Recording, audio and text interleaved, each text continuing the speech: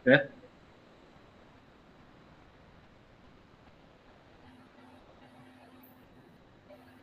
Assalamualaikum warahmatullahi wabarakatuh.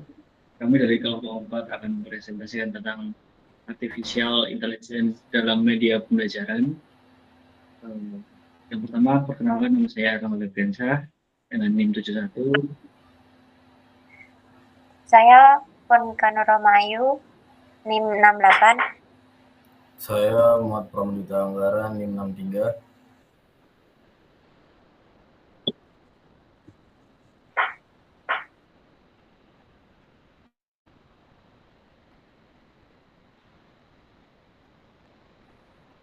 Di slide pertama,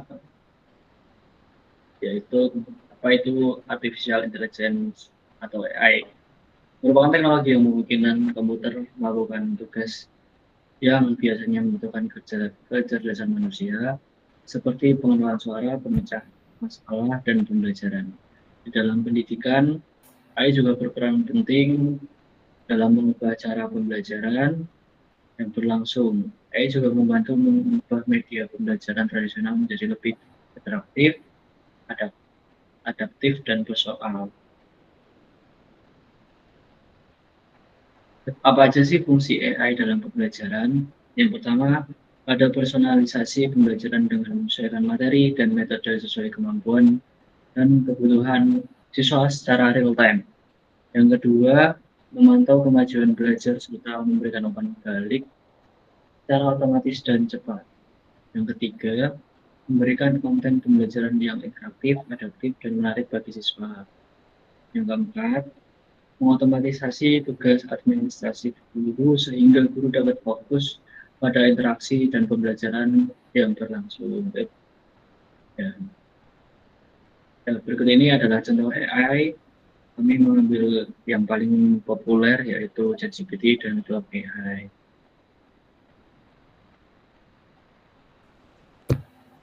Berikutnya ada pengaplikasian AI dalam media pembelajaran.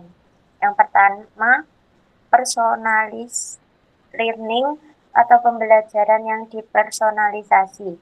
AI dapat menyesuaikan materi sesuai kemampuan, minat, dan kecerdasan belajar siswa. Contohnya, platform learning yang menggunakan AI juga memberikan soal latihan sesuai tingkat kesulitan yang pas dengan kemampuan siswa. Yang kedua, Integrated Tutoring System atau ITS. AI bertindak sebagai tutor visual yang mampu menjawab pertanyaan, memberikan penjelasan tambahan, serta memberikan umpan baik real time. Contohnya, chatbot edukasi yang bisa membantu siswa belajar matematika atau bahasa asing. Selanjutnya ada gamifikasi dengan AI. Media pembelajaran ini berbasis game dipadukan dengan AI untuk meningkatkan motivasi belajar. AI dapat menyesuaikan tingkat tantangan permainan sesuai perform siswa. Dan yang terakhir ada penerjemah dan aksesibilitas. AI dalam bentuk Translate atau Google Translate membantu siswa memahami materi dalam bahasa asing. AI ini juga bisa membantu pembelajaran lebih inklusif dengan speech to text atau text to speech untuk siswa yang berkebutuhan khusus.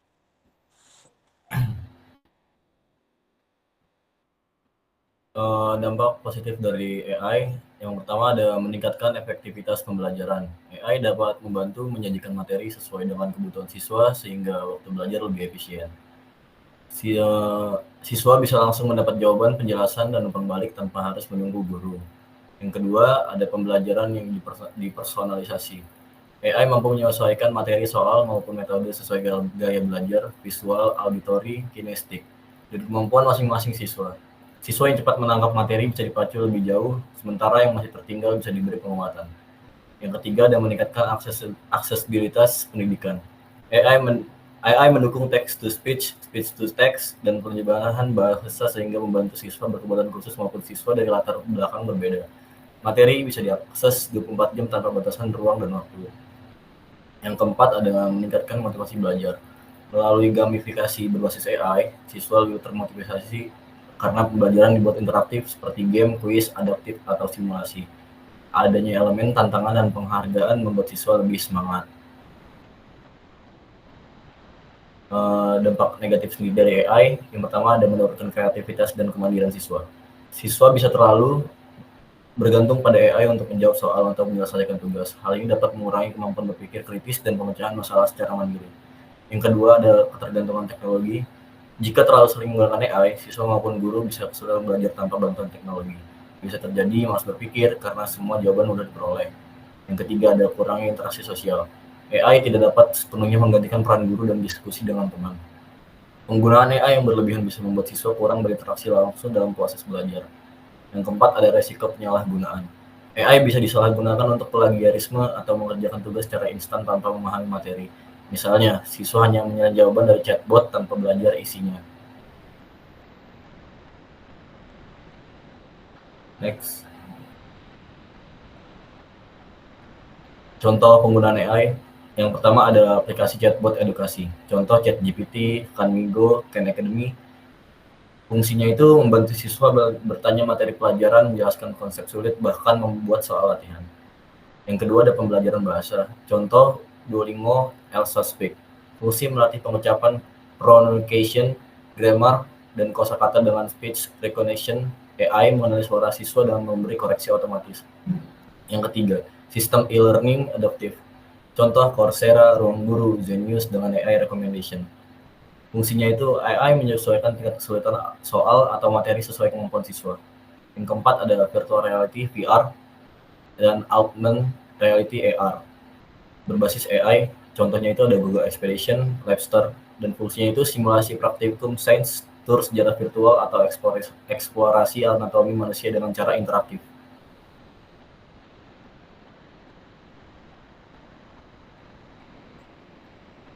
Tantangan atau hambatan di AI dalam media pembelajaran. Yang pertama, keterbatasan infrastruktur. Tidak semua sekolah memiliki perangkat keras dan internet yang memadai. Yang kedua, privasi dan keamanan data. Penggunaan AI dalam pembelajaran sering melibatkan data siswa, seperti rekam jejak belajar, kebiasaan hingga data pribadi, sehingga dapat privasi siswanya jadi terancam gitu. Yang ketiga itu biaya implementasi. Perangkat dan software berbasis AI masih relatif mahal. Keempat, kurangnya literasi teknologi pada guru dan siswa. Banyak guru dan siswa yang masih belum terbiasa dengan penggunaan teknologi yang berbasis AI. Ya, harus ditingkatkan lagi untuk guru dan siswanya.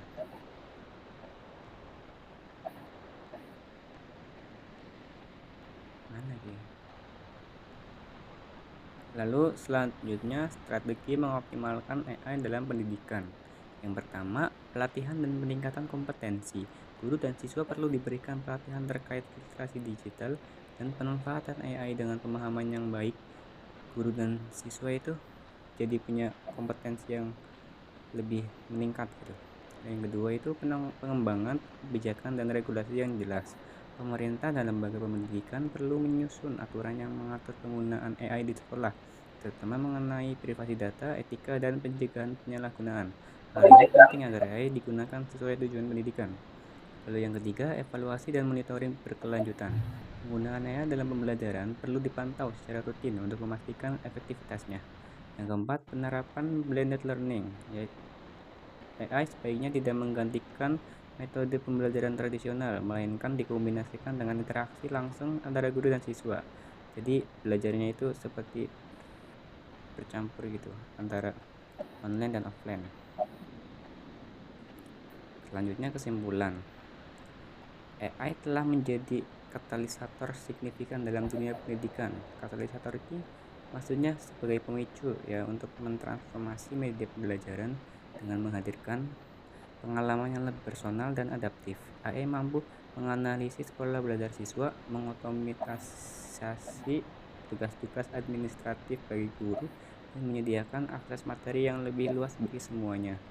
Meskipun ada tantangan seperti kurangnya kreativitas dan kurangnya interaksi antar siswanya, integrasi AI itu dalam media pembelajaran membuka jalan menuju masa depan pendidikan yang lebih efisien, inklusif, dan relevan, di mana teknologi berfungsi sebagai mitra strategis untuk meningkatkan kualitas pendidikan. Segitu saja dari kami. Kurang lebihnya mohon maaf. Terima kasih atas perhatiannya. Wassalamualaikum warahmatullahi wabarakatuh. Waalaikumsalam. Nah,